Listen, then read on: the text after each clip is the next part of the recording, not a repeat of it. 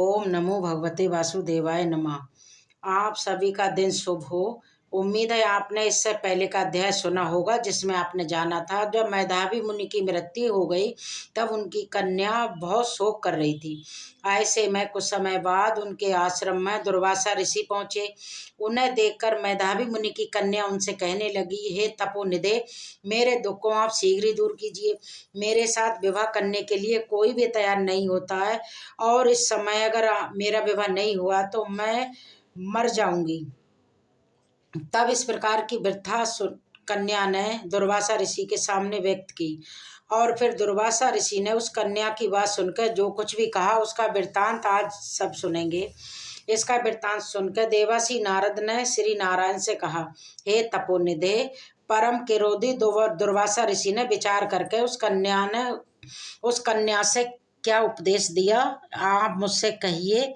श्री सूत जी बोले, नारद जी का वचन सुनकर समस्त प्राणियों का हित कर दुर्वासा का गुण वचन बद्री नारायण हे नारायण बोले, हे नारद, मैधावी ऋषि की कन्या के दुख को दूर करने के लिए दुर्वासा ऋषि ने जो कुछ भी कहा वो सुनो। दुर्वासा ऋषि बोले, हे सुंदरी, गुप्त से भी गुप्त उपाय मैं तुझसे कहता हूँ। हे विषय किसी से कहने योग्य नहीं है, फिर भी तेरे लिए तो मैंने ये विचार ही लिया है। मैं विस्तार पूर्वक ना कहकर तुझसे संक्षेप में कहता हूँ।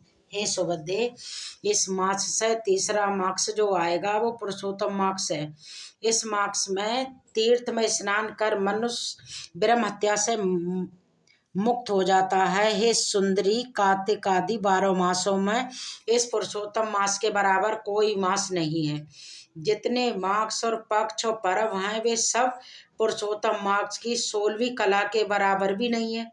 वेद साधन जो परम पद प्राप्ति के साधन है वे भी इस मास की 16वीं कला के बराबर नहीं है। 12,000 वर्ष गंगा स्नान करने से जो फल मिलता है और संयुक्त गुरु में गोदावरी ने एक बार स्नान करने से जो फल मिलता है, हे सुंदरी, वही फल पुरुषोत्तम मास में किसी भी तीर्थ पर एक बार स्नान करने मात्र से मिल जाता है। हे बाले, ये मास श्री कृष्ण का अत्यंत प्यारा है और नाम से ही भगवान का सुमरक है।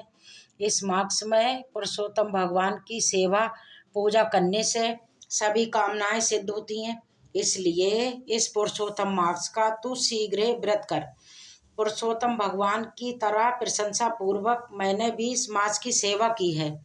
एक समय क्रोध में मैंने अम्बरीश राजा को भस्म करने के लिए अर्थ कृत्या भेजी थी। सोहे बाले, तब हरि ने जलता हुआ उस चक्र मुझको ही मेरे पास भेज दिया। तब पुरुषोत्तम मास के प्रभाव से ही वो चक्र हट गया।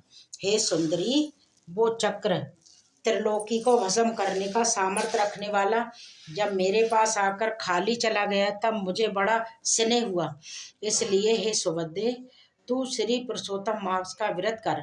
इस प्रकार मुनि की कन्या को कहकर दुर्वासा ऋषि ने विराम लिया। श्री कृष्ण बोले, हे राजन, दुर्वासा का वचन सुनकर भावों की प्रबलता के कारण असूया से प्रेरित वो कन्या मूर्खतावश दुर्वासा जी से बोली, कहने लगी, हे ब्राह्मण, हे मुने, आपने जो कुछ भी कहा वो मुझे पसंद नहीं है। महा आदि मास कोई भी फल देने वाले नहीं है, कार्तिक मास कम है, ऐसा आप कैसे कहते हैं? सो कहिए, वैशाख मास से के इच्छुत कामों को नहीं देता है?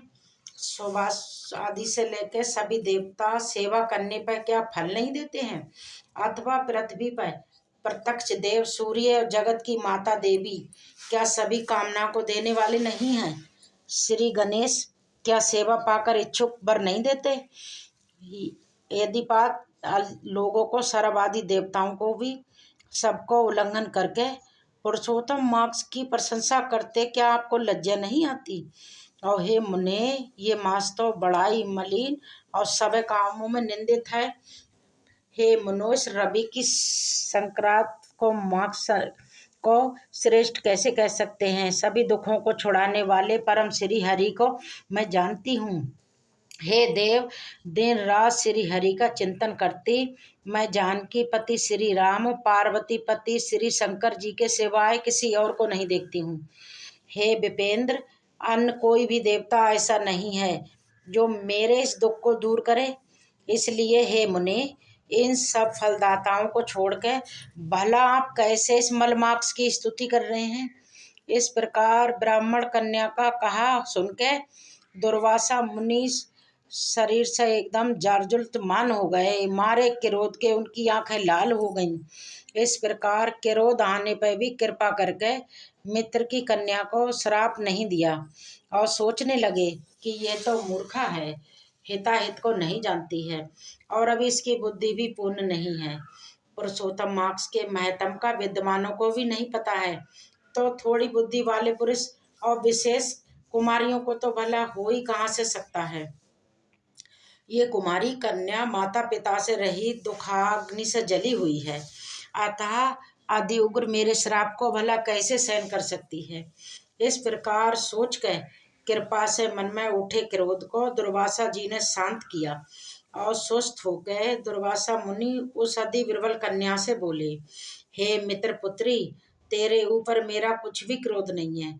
हे निर्भाग्य, जो तेरे मन में आए वो वैसा ही कर। हे बाले, और कुछ भविष्य कहता हूँ सुन। पुरुषोत्तम मार्क्स का जो तूने अनादर किया है उसका फल तुझे अवश्य मिलेगा, इस जन्म में मिले या फिर दूसरे जन्म में मिले। अब मैं तो नर नारायण के आश्रम में जाऊंगा। तेरा पिता मेरा मित्र था, इसीलिए मैंने तुझे श्राप नहीं दिया।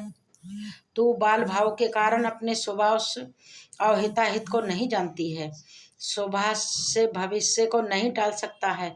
अच्छा, हमारा बहुत सारा समय बीत गया, अब हम जाते हैं पुत्री, तेरा कल्याण हो।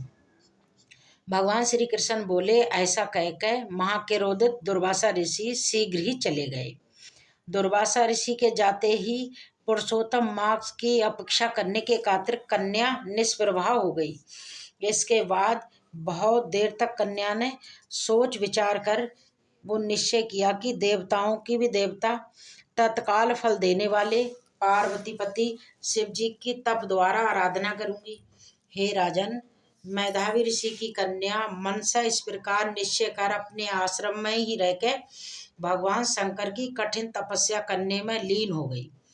श्री सूत जी बोले, बहुत फलों के दाता लक्ष्मीपति का और वैसे ही सावित्री पति ब्रह्मा जी को छोड़ के और दुर्वासा जी के प्रबल वचन की निंदा कर वो ऋषि कन्या अपने आश्रम में ही अंधक को मारने वाले शंकर जी की सेवा के लिए तत्पर हो गई। इसके बाद शंकर जी की तपस्या करने के बाद उसके साथ जो कुछ भी हुआ उसका वृत्तांत आप सभी अगले अध्याय में सुनिएगा। उम्मीद है आज की कथा आपको अच्छी लगी होगी। वीडियो अच्छी लगी हो तो प्लीज़ लाइक करना मत भूलिएगा।